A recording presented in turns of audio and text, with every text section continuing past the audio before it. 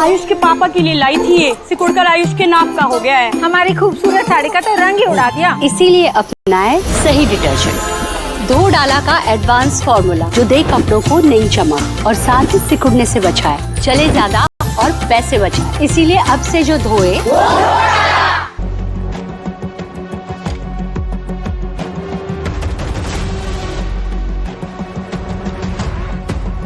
हमें तमगा मिला है मध्य प्रदेश को कि महिलाएं सबसे ज्यादा शराब पूरे देश में कई पीती है तो मध्य प्रदेश की पीती है। हमारी बहनें नशा करने लगी, बेटियां नशा करने लगी। सियासत में वोट चोरी घुसपैठिए को लेकर पहले से ही हंगामा मचा है। राहुल गांधी वोटर अधिकार यात्रा पर है। आज उनके साथ इस यात्रा में प्रियंका गांधी भी शामिल हुई। राहुल के रथ पर प्रियंका के आने से क्या चुनाव बदलेगा, ये तो वक्त बताएगा। लेकिन आज ही के दिन उनके एक सिपहसालार ने उनके लिए मुश्किल जरूर खड़ी कर दी।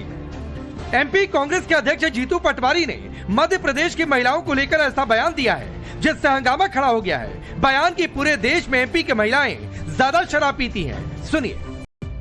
हमें तमगा मिला है मध्य प्रदेश को कि महिलाएं सबसे ज्यादा शराब पूरे देश में कई पीती है तो मध्य प्रदेश की पीती है। ये मध्य प्रदेश का समृद्ध मध्य प्रदेश का सपना देखने वाली बीजेपी ने हालात कर दिए। मध्य प्रदेश में सबसे ज्यादा कंजम्पशन शराब का कहीं है, खपत है तो देश में सबसे ज्यादा मध्य प्रदेश में। हमारी बहनें नशा करने लगी, बेटियां नशा करने लगी।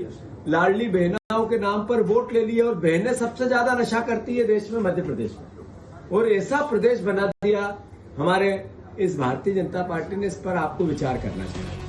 राहुल के रथ पर सवार प्रियंका गांधी ने ही लड़की हूँ लड़ सकती हूँ का नारा दिया था। अब उन्हीं के एमपी अध्यक्ष ने एमपी की महिलाओं को पियक्कड़ बता दिया तो बवाल खड़ा हो गया। बीजेपी ने करारा पलटवार किया।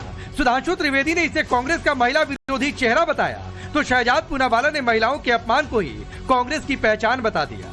विकास विरोधी और संविधान विरोधी कांग्रेस पार्टी का चेहरा किस सीमा तक महिला विरोधी है, इसका एक अत्यंत निंदनीय उदाहरण आज मध्य प्रदेश कांग्रेस अध्यक्ष जीतू पटवारी जी के बयान से सामने आया, जब उन्होंने यह कहने का प्रयास किया कि मध्य प्रदेश में अधिकांश महिलाएं शराब पीती हैं और सर्वाधिक शराब पीती हैं। यह बयान न सिर्फ मध्य प्रदेश की महिलाओं का अपमान है बल्कि कांग्रेस की महिला विरोधी क्षुद्र एवं कुत्सित मानसिकता का एक बहुत अशोभनीय उदाहरण है।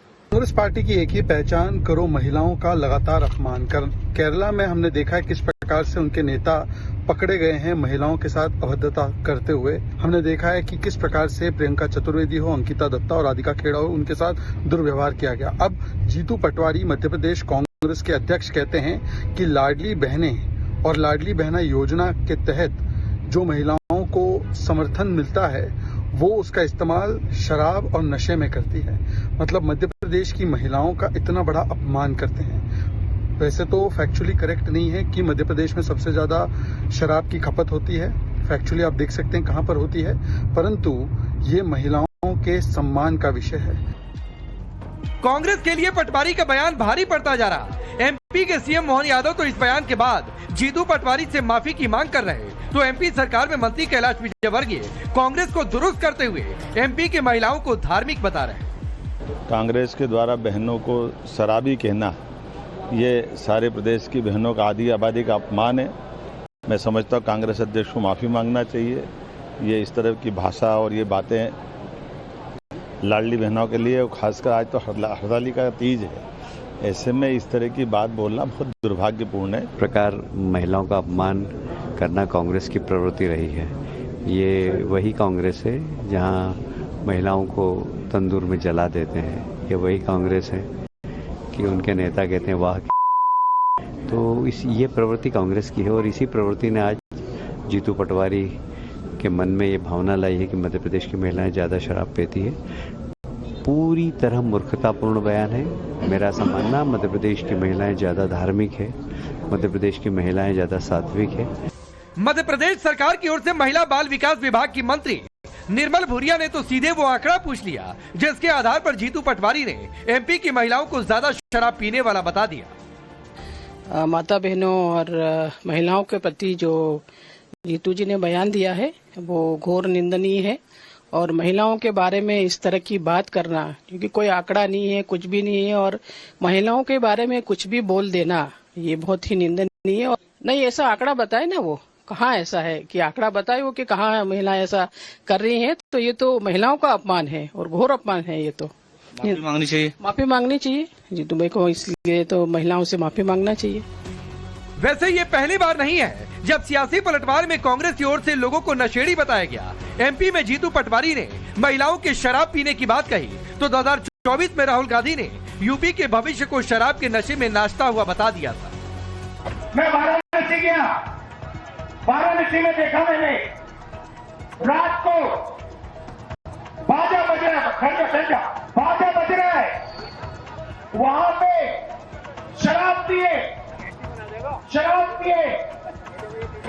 सड़क पे लेटते हुए बाजा बज रहा है। यूपी का भविष्य रात को शराब पिए नाच रहा है, डांस कर रहा है। मर्यादा रेखा, क्योंकि महिलाएं सबसे ज्यादा शराब पूरे देश में कहीं पीती है तो मध्य प्रदेश की पीती है। ये मध्य प्रदेश का समृद्ध मध्य प्रदेश का सपना देखने वाली बीजेपी ने हालात कर दिए। मध्य प्रदेश में सबसे ज्यादा कंजम्पशन शराब का कहीं है, खपत है, तो देश में सबसे ज्यादा मध्य प्रदेश में। हमारी बहनें नशा करने लगी, बेटियां नशा करने लगी, लाडली बहनाओं के नाम पर वोट ले लिए और बहनें सबसे ज्यादा नशा करती है देश में, मध्य प्रदेश में। और ऐसा प्रदेश बना दिया हमारे इस भारतीय जनता पार्टी ने। इस पर आपको विचार करना चाहिए। राहुल के रथ पर सवार प्रियंका गांधी ने ही लड़की हूँ लड़ सकती हूँ का नारा दिया था। अब उन्हीं के एमपी अध्यक्ष ने एमपी की महिलाओं को पियक्कड़ बता दिया तो बवाल खड़ा हो गया। बीजेपी ने करारा पलटवार किया। सुधांशु त्रिवेदी ने इसे कांग्रेस का महिला विरोधी चेहरा बताया, तो शहजाद पूनावाला ने महिलाओं के अपमान को ही कांग्रेस की पहचान बता दिया। विकास विरोधी और संविधान विरोधी कांग्रेस पार्टी का चेहरा किस सीमा तक महिला विरोधी है, इसका एक अत्यंत निंदनीय उदाहरण आज मध्य प्रदेश कांग्रेस अध्यक्ष जीतू पटवारी जी के बयान से सामने आया, जब उन्होंने यह कहने का प्रयास किया कि मध्य प्रदेश में अधिकांश महिलाएं शराब पीती हैं और सर्वाधिक शराब पीती हैं। यह बयान न सिर्फ मध्य प्रदेश की महिलाओं का अपमान है, बल्कि कांग्रेस की महिला विरोधी क्षुद्र एवं कुत्सित मानसिकता का एक बहुत अशोभनीय उदाहरण है। कांग्रेस पार्टी की एक ही पहचान, करो महिलाओं का लगातार अपमान कर।